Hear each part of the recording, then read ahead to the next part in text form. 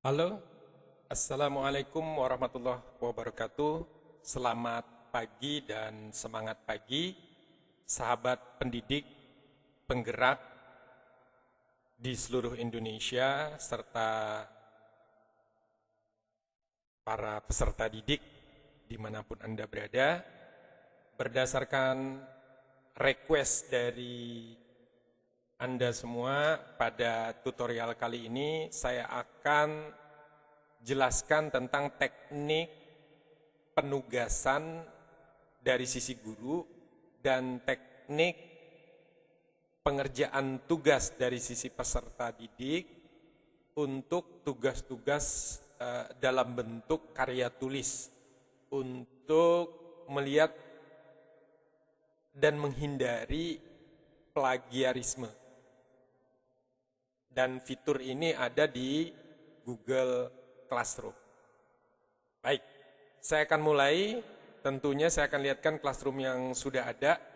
Jadi contoh di Classroom ini ada tugas membuat tulisan atau essay, ya. Tugasnya semacam ini. Setelah mempelajari kedua video tutorial tersebut di atas dan mengerjakan tugas tebak gambar bla bla bla bla, selanjutnya tugasnya adalah instruksinya tulisan atau essay diketik pada aplikasi Google Docs, klik icon tombol plus, create bla bla bla dan seterusnya. Nah, assignment-nya seperti ini lengkapnya. Ya, jadi peserta didik akan melihat gambar ini, lalu mengamatinya, begitu juga gambar ini, lalu melakukan investigasi terhadap kedua gambar ini. Ya. Nah, apa yang harus dilakukan oleh guru terlebih dahulu? Mengingat kelas ini sudah berada pada batas maksimal, ya, batas maksimal untuk setiap kelas itu, untuk plagiarism check ini 3 kali, gitu ya, 3 jenis assignment, 3 jenis penugasan. Jadi maksimal 3 jenis penugasan karena ini menggunakan akun Google Suite for Edu Basic, gitu ya. Tapi kalau Google for Edu yang Enterprise itu lebih dari itu, ya. Untuk plagiarisme checkernya, ya, untuk mengecek plagiasinya. Nah, karena di sini sudah 3, saya tidak gunakan kelas ini. Saya bukan untuk Bapak, Ibu, dan peserta didik, saya akan buatkan kelas baru saja supaya bisa kelihatan, ya. Saya akan copy kelas. Oke, 10 MIPA 17 misalnya. Saya akan buat kelas baru dengan menduplikasi kelas yang sudah ada, jadi saya nggak perlu lagi membuat tulisannya, ya, tidak perlu lagi membuat assignment penugasannya, tinggal pengaturan schedulingnya. Oke, ini masih 0 student, saya klik, kemudian di classwork-nya pada bagian buat tulisan essay langsung saya jadwalkan, langsung ke ini saja, fokus, saya edit, kemudian buat tulisan atau essay, ini ketentuannya, jarak baris 2, jumlah halaman harus lebih dari 2, kemudian isi gambarnya ini saya lihatkan dulu, mungkin, jadi siswa akan mengamati gambar ini, tentang benar tidaknya, kemudian juga akan melihat satu lagi tentang tulisan ini, kemudian melakukan investigasi, gitu ya. Kemudian poin 100, due date-nya saya tentukan hari Jumat misalnya jam 12 malam. Kemudian masuk di topik analisis data. Untuk rubriknya ini 2 kriteria, mungkin saya tambahkan 1 kriteria lagi untuk rubrik, ya. Oke, Saya edit rubrik yang ada, saya tambah ini jumlah paragraf, lokasi dan latar. Kemudian satu kriteria lagi, karena ini menyangkut plagiarism, maka saya tulis plagiarism. Jadi nanti guru akan menilai plagiarismnya. Kemudian poinnya 3 misalnya, atau 2 saja ya. 2, lebih besar dari 2 itu nilainya tinggi, 0 ya. 0 plagiarism. Kemudian kalau dia 1 itu mungkin lebih besar dari atau kurang dari 25%. Kemudian kalau nilainya 0 itu kalau lebih dari 25%. Atau ini saya naikkan ya, 40 lah ya. Berarti di sini lebih dari 40% plagiarismnya, maka tulisan dia tidak diakui, tidak akan dinilai gitu ya. Baik, saya save. Oke. Dari sisi plagiarism, tapi dari sisi lain tetap akan mendapatkan nilai. Saya simpan, jadi sudah ada 3 kriteria untuk ini, bertambah ini 3 kriteria. Kemudian plagiarism check-nya saya pilih cek. Nah, di sini ada tertulis, you can enable original report on 3 assignment per class. Jadi hanya 3 assignment dalam satu kelas yang diperkenankan, gitu ya. Saya continue, ini baru 1 ya, saya continue. Kemudian saya assignment now. Jadi penugasan ini saya tugaskan sekarang supaya si peserta didik bisa langsung melihat penugasan ini. Dan ini langsung tampil. Sekarang saya masukkan siswanya.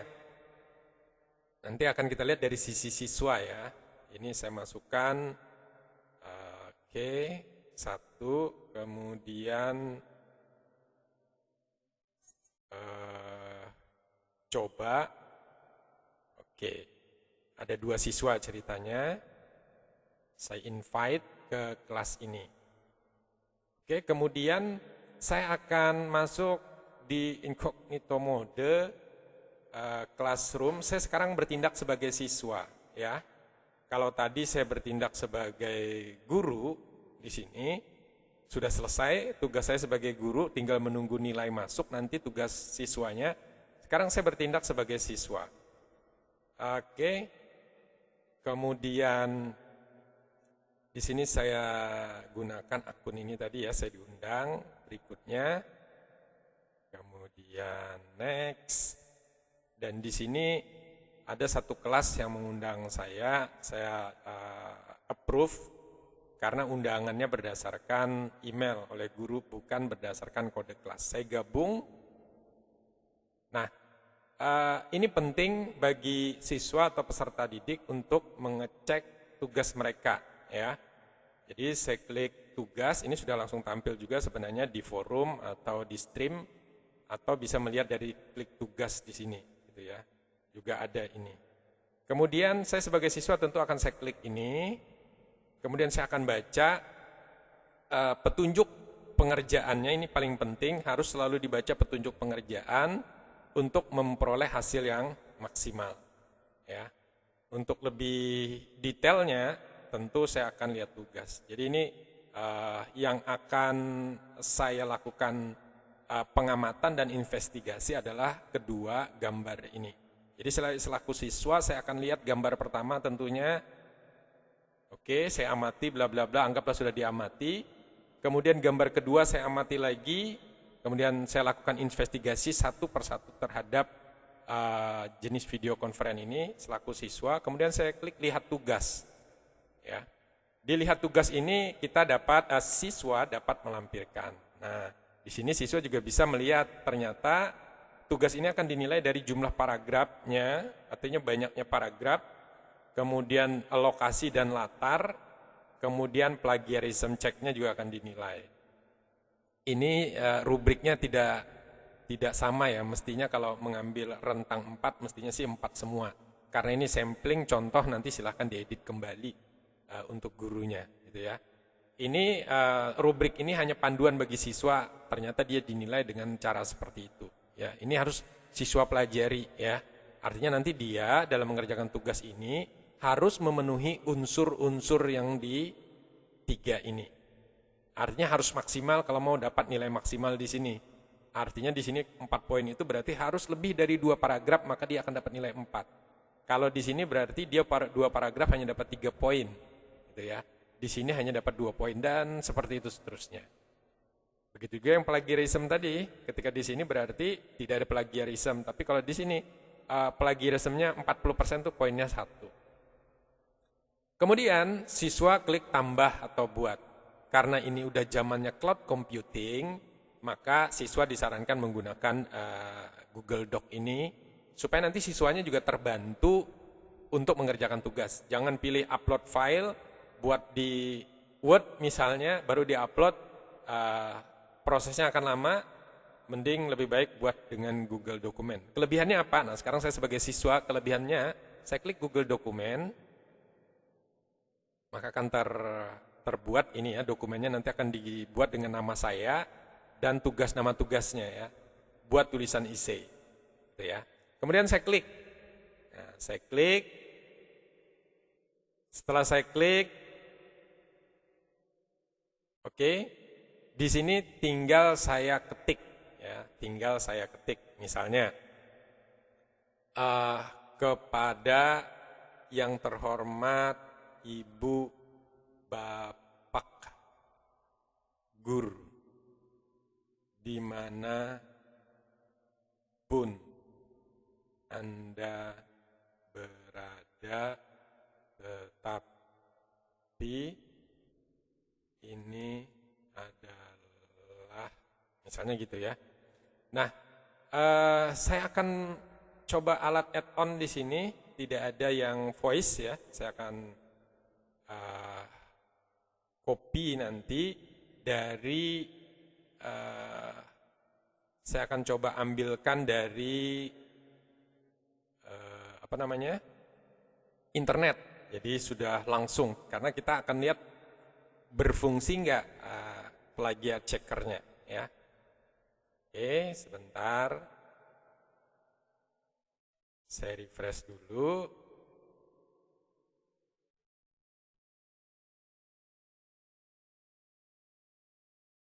Oke.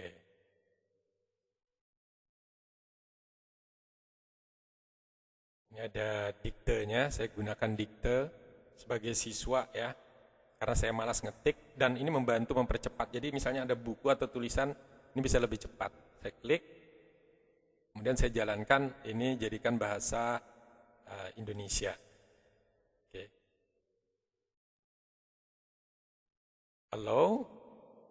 Jaipur adalah sebuah kota di India yang memiliki banyak keragaman budaya dan memiliki peninggalan-peninggalan sejarah yang berusia ratusan bahkan ribuan tahun. Dan arsitektur yang ada di Jaipur ini begitu luas dan seterusnya dan seterusnya dan seterusnya. Nah, tentu dengan cara semacam ini Anda sebagai siswa akan sangat terbantu sekali dalam mengerjakan tugas. Ya. Oke, cukup. Nah, setelah ini selesai, ini saya enter. Tentu kalau yang semacam ini nggak akan kena plagiar checker. Saya akan cari, misalnya Jaipur, India adalah, akan cari di internet, misalnya ini, saya ambil dari situsnya orang, ya, situsnya orang, misalnya ini, oke. Indo-India. Jadi situsnya dari indoindians.com. Saya copy persis, ya, saya copy persis supaya plagiaris checkersnya jalan. Saya copy persis ini, copy. Kemudian saya paste di sini tadi. Nah, ini sudah saya paste. Kemudian ini bisa langsung saya serahkan di sini. Ya, tugas ini, atau ini ditutup langsung juga nggak apa-apa. Sebagai siswa kalian masuk lagi ke Google Classroom-nya ini, tinggal kirim serahkan. Namun sebelum mengirim serahkan, pilih laporan keaslian jalankan. Nah, supaya nanti dari sisi guru waktu menilai kalian tidak punya masalah dari sisi plagiarismenya, ya.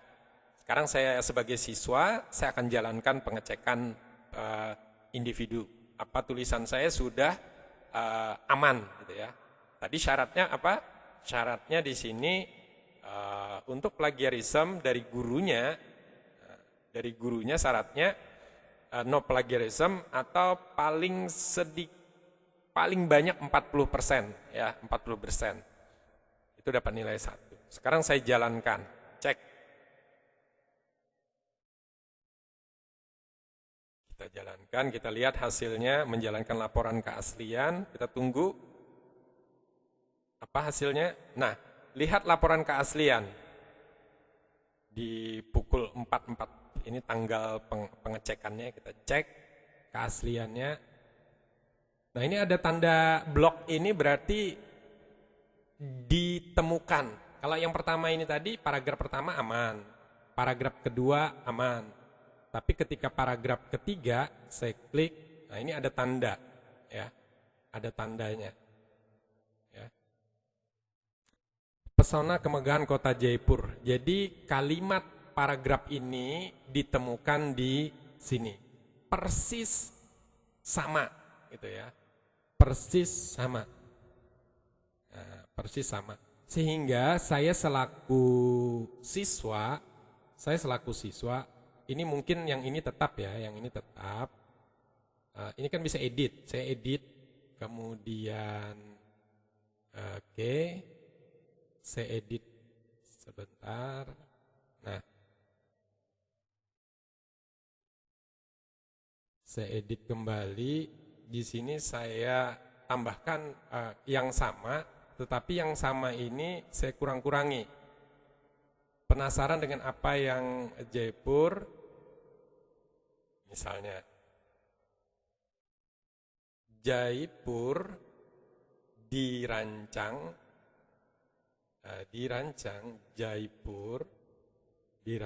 sebagai kota. Nah, ini ada salah ya. Ini kelebihannya kalau menggunakan Google Doc, Anda sebagai siswa akan terbantu. Baik teks berbahasa Inggris itu atau maupun teks berbahasa Indonesia, ya. Sebagai kota terencana pertama di India oleh yang populer akan permata Buana ini menggabungkan daya tarik dan keindahan dannya, misalnya serta keindahan sejarah purba. Ininya saya buang. Ada beberapa kata yang saya buang. Sekarang saya akan cek kembali. Oke, ini saya tutup.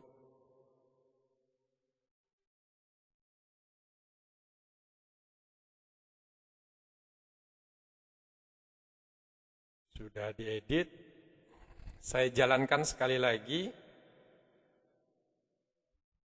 Jadi hanya ada 3 ya, hanya ada 3 batasan. Siswa pun hanya ada 3 batasan untuk mengecek keaslian tulisannya ini untuk di kelas ini, gitu ya. Di kelas ini dia hanya ada 3 kali batasan untuk mengecek. Oke, nah di sini sudah beberapa tadi saya buang, saya ganti. Ini persentasenya 38% konten yang ditandai, gitu ya, 38%. Ini kecocokan web. Masih ditemukan, ya. Masih ditemukan. Jadi memang harus Anda olah kembali teks ini sebenarnya, karena kalau hanya membuang bagian-bagian tertentu saja, itu masih akan terdeteksi oleh plagiar checker ini, ya. Oke, sekarang apa yang terjadi kalau ini Anda abaikan, gitu ya? Anda sebagai siswa langsung, ya udah saya serahkan saja, misalnya. Ini saya serahkan tugas, kemudian saya serahkan. Ingat, siswa ini hanya punya kesempatan 1 kali saja lagi untuk memanfaatkan plagiar checker ini. Nah, kemudian saya balik ke guru. Di guru ini akan saya refresh dulu. Di guru nanti akan terlihat semacam ini. Penugasan tadi akan masuk tentunya dari siswa. Yang di kelas mana tadi ya? Kelas ini 17. Nah, ini saya klik, kemudian saya lihat sudah ada satu turn in. Saya view assignment-nya. Saya klik penugasan dari siswa ini. Ini bisa terlihat langsung ada tanda ini ya. Saya klik. Nah, saya akan menilai misalnya jumlah paragraf ini udah lebih dari 3, berarti 4 lokasi latarnya dia benar. Ini Jaipur misalnya. Kemudian plagiarism checknya gitu ya. Maka ini ketika saya klik sebagai siswa, nah di sini saya sebagai guru ya. Sebagai guru, ini juga ada pemberitahuan bahwa teks ini ya, teks ini itu ini kalau nah ini juga kelihatan revision history dari siswa tersebut. Jadi dia mengedit beberapa kali, ini juga akan terlihat ya oleh gurunya. Nah, ini saya kasih inilah 1 ya. Karena yang di bagian atas dia benar, jadi hanya ini ada beberapa kalimat gitu ya. Kemudian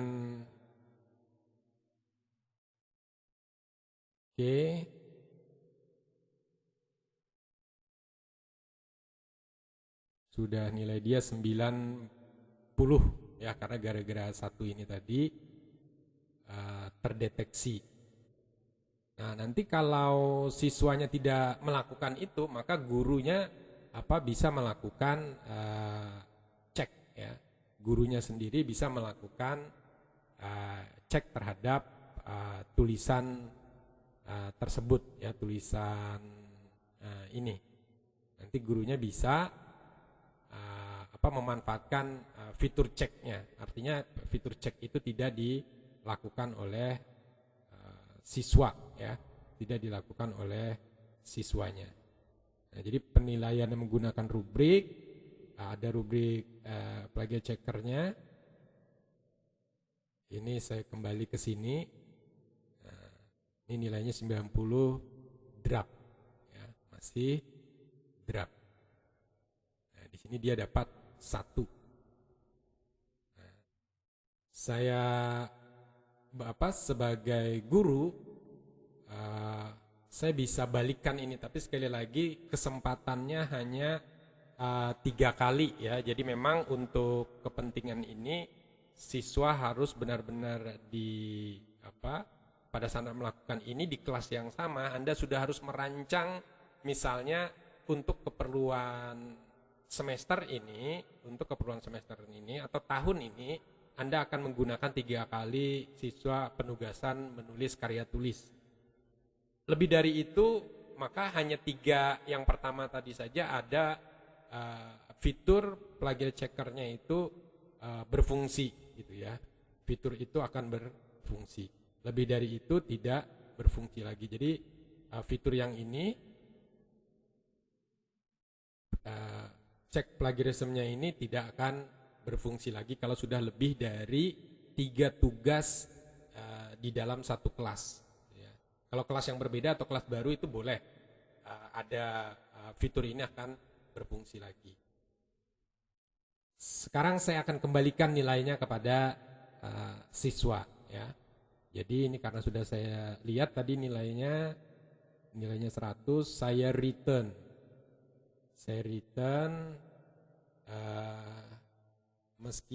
meskipun ada indikasi copy paste, tapi secara keseluruhan tugas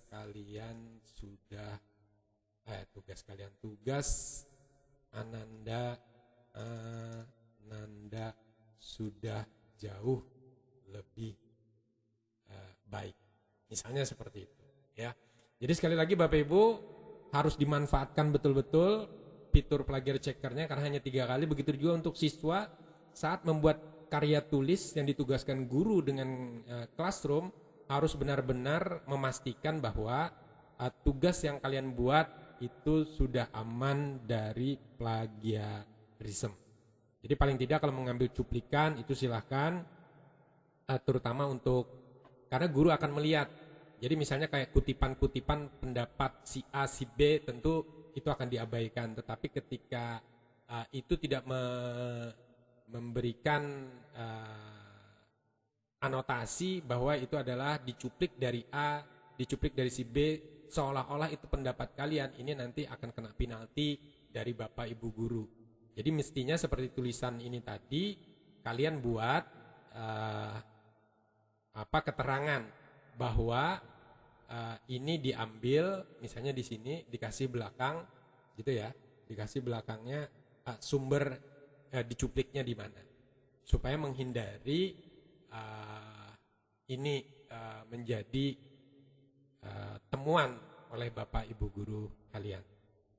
Demikian yang bisa saya sampaikan. Semoga bermanfaat. Terima kasih.